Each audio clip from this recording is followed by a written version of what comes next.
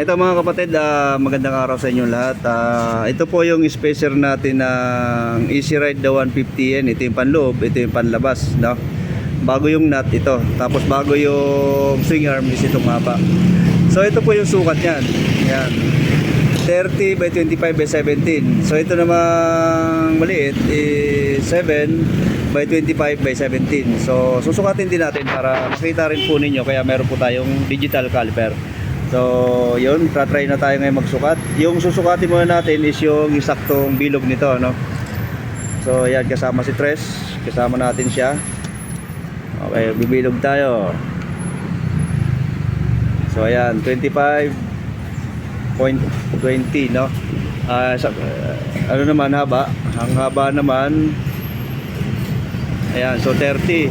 Ayan. At yung loob, tingnan natin kung anong sukat ng kanyang panloob.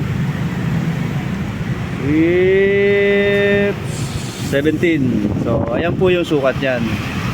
Ito naman yung maliit, so same size yan. Ang susukatin na lang natin is yung lapad nung dito. Yan. So 7 lang, no? Nakabaluktot yan, kaya sakto mo na lang yan.